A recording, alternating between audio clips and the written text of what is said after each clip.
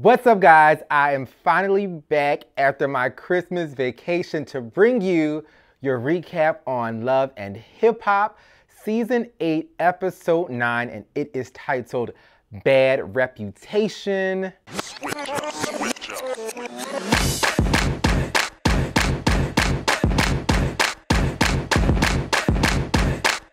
Now let's finish addressing the Lames Are single listening party, my God. So it was great to see that DJ Self took some of his own advice that he had given to Mariah Lynn and Dream Doll, and he wanted to make peace between James R. and Jacquet.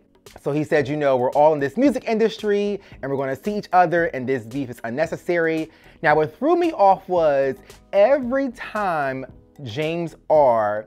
speaks about Sophia, he always blames her for pushing up on him, and everything that we've seen on camera was him pushing up on her. He knew at some point that she actually had a man because she told him, and he still wanted her. So I just don't have much respect. I don't think any of us have respect for Lames R because of the fact that he is just a liar and a narcissist, and he's also conceited and just all about himself. So while I appreciate Jacquet and James R coming to a resolve, because James R did apologize to Jacquet, but I feel like the apology it just wasn't genuine. Nothing about James R is genuine. And then when Mariah Lynn finally arrived to show off her new titties, my God, James R went from saying Sophia was pushing up on him to now he's back to pushing up on Mariah Lynn, when last time I checked, is Sophia not still living with James R? So I guess he was feeling salty because we did notice that Sophia's body did not come to James's listening party, and Mariah Lynn caught that. She said, you're trying to push up on me because your girl played you and didn't show up, my God. Now, it was awesome to hear and see that Yandy and Remy participated in donating goods to the survivors of the various hurricanes that were happening, the one in Texas that I informed you guys that my mother was a part of and affected by, and then the one in Florida. It was just amazing to see through all of this drama and antics and messiness, there is a bit of substance that's interjected. So it was great to see Remy and Yandy be a part of that. Also, it was sad in the same sense to hear that Juju and Cam have officially called it quits after 10 years. And I completely understand the feelings and emotions that Juju is going through, because 10 years is a very long time.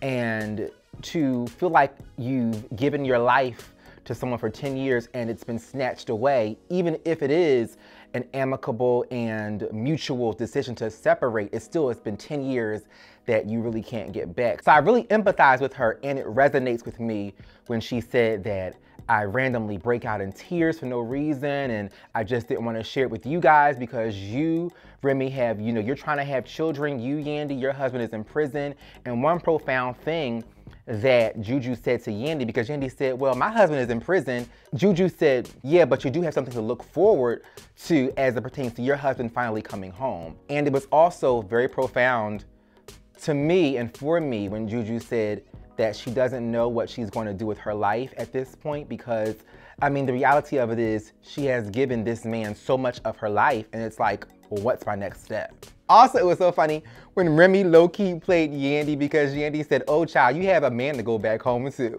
And then Remy said, you have a phone call to go back home to. When I tell you, I gagged. It was a funny moment, and it was also a sad moment. So much love to my girl Juju, because you guys know that I love her. Okay, so the scene with Navarro, Rich, Ashley, and Anais was a tad bit of a kiki, because Ashley goes hard for no reason at the wrong person always. For her to come so hard at Rich, I mean, I respect it because she knows that Anais has a husband and Rich is one of the heads of state as it pertains to the creep squad, my God. But for her to go so hard at Rich and to not know him was so out of line. And it was interesting to see how originally Anais and Ashley were at odds, but Anais had to actually break up the fight between Ashley and Navarro because of her making claims that he's cheating on her, and she's found and read text messages that were deleted and so on and so forth. It was just so interesting to see that the tables have turned. But we also got to find out that Ashley is pregnant, and I don't really care for the way that she announced it to Navarro because I feel like it could have been done in a better way. But if her emotions from being pregnant are high, I get why she's all over the place. But for her to just throw out there that I'm pregnant, what about me being pregnant? What about your unborn child? It was a little strange. And he received it well because he said, I'm not mad because we planned on having children and a life together. But as I stated, the whole approach and the way she did it was wrong. And I must check Navarro on his live for saying that the deleted text messages were because he was trying to set up a spa day for Ashley. And it's just like, boy, bye. You do not have to contact a female directly to set up a spa day. Call the damn spa, my God, make an appointment and let that be that. There is no reason for a text correspondence with some random female to book a spa day for your girl. So that was a flat out lie. And I do believe that Navarro probably is and or was cheating on Ashley. Then we have to address the scene with DJ Self, Rich, and we finally get to see Peter Guns for a change, my God, since he's no longer a main cast member. But it was very interesting to hear their perspectives on Mariah Lynn's career versus Dream Doll's career. I didn't really know that Dream Doll was making moves because I believe that it was DJ Self who said that Dream Doll has a hit on the iTunes top 20 or whatever. I was very surprised to hear that because I have no clue what song that is. But if it's true and she is hustling harder than Mariah Lynn, I mean, much props to her. Now, oh gosh, the highlight of this episode, which is the Jonathan versus Trent debacle, my God. Okay, Trent is literally an asshole, and I hate, and you guys know that I cannot stand a passive-aggressive ass man.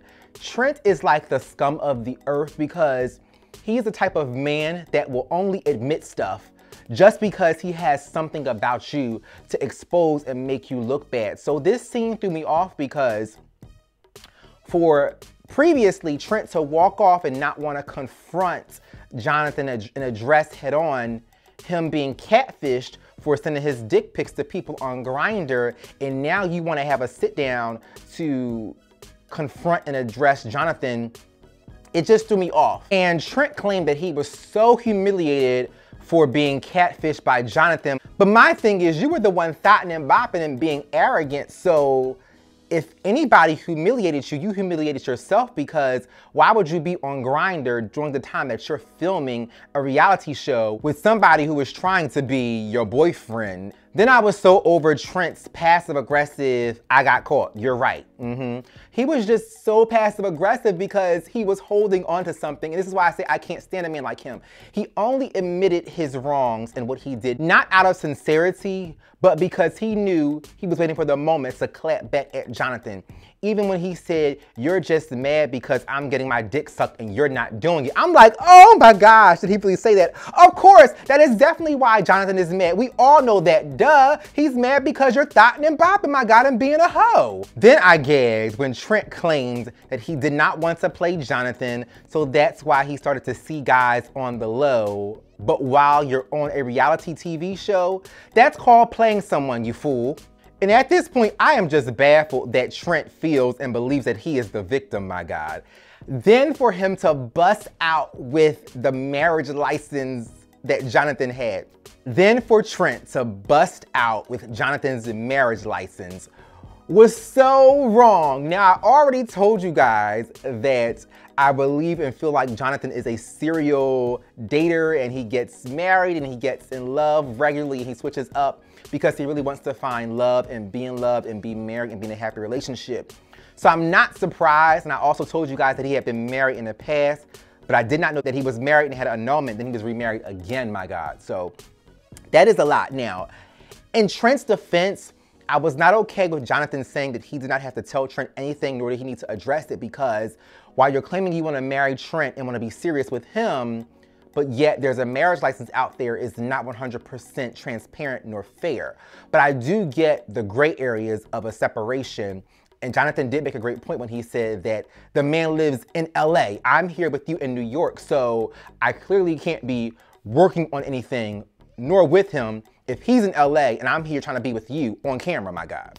But Trent was just locked and loaded because when Jonathan said that his marriage situation is complicated, and then when Trent said, and me screwing dudes in the Heights is complicated as well, I was like, but you just said you no longer have a sex addiction, that was in the past when Jonathan called you out on that. So if it's complicated, then is the complication that you are still battling your sex addiction? And I will say Jonathan may really be separated, being as though he is on TV trying to work on a relationship with Trent, unless Jonathan's relationship with Trent is just for TV, my God, which it really could be. All of this could be bamboozling us. And baby, when Jonathan said that Trent was addicted to sex and Trent said Jonathan was addicted to marrying people, I was just clutching my pearls through this whole entire scene, my God. But at this point, I just feel like Trent is a messy queen and a liar. And then for later on in this episode, for him to show up with a roast at Jonathan's home and calling his name out and whistling for him, it's like, fool, you just showed your ass on TV. Now you're trying to repair the situation. Like, this is just a whole bunch of games, my God. And what pissed me off the most was that Trent now all of a sudden is saying that he understands Jonathan really wanted to be together. He wanted to be exclusive, but he did not know that. Dude, you did know, because your rebuttal to Jonathan wanting to be exclusive was you were not ready for his type of relationship and all that he wanted. So Trent has so many red flags. He's a liar, passive aggressive, a thought, delusional, a narcissist. He is all of those things. So I was glad and proud that Jonathan did not fall into his cycle of wanting to be in love and in a relationship. And he said, you know what?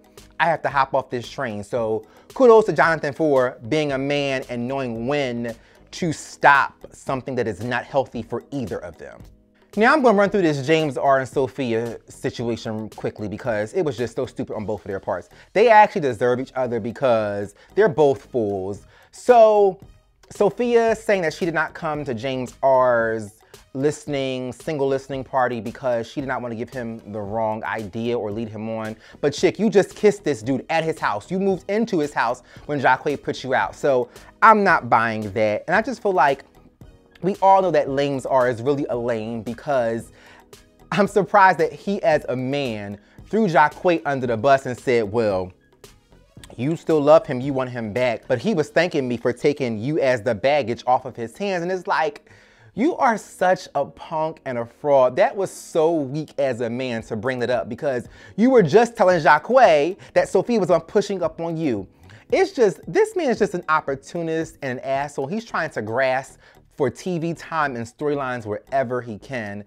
And it was just the lowest of the low for him to throw a drink at Sophia. Had she threw it at him first, my God, I would have been okay. But for him to throw it, and granted, it didn't really hit her in the face or get much on her, but he's a bitch for him throwing that drink. We know he's a bitch, my God.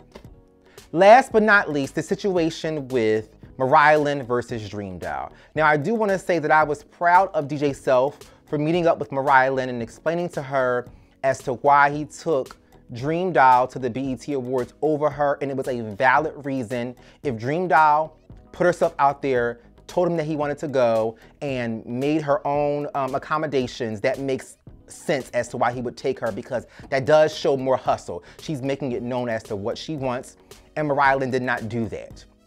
Now, it threw me off though that DJ Self would suggest that Dream Doll should have a conversation with Mariah Lynn, knowing that Dream Doll is not very sound-minded and she's about drama. So I don't think that that was the best move.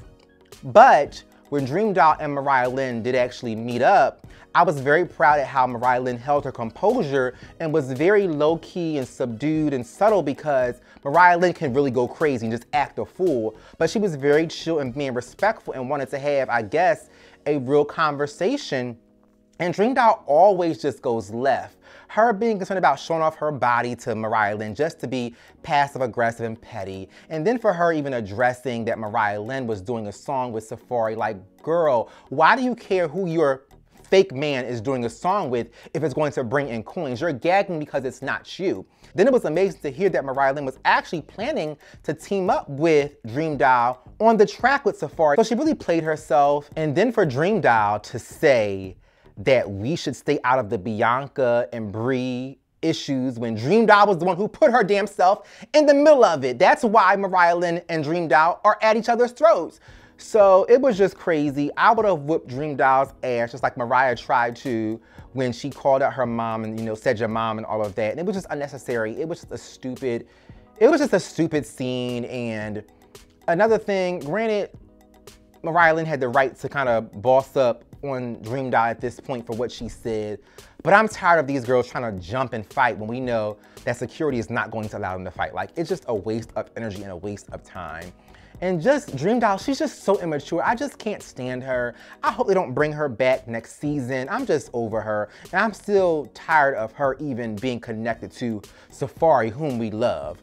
But anyway, that's about it, guys. So please comment down below in the comment section. Follow me on all social media outlets.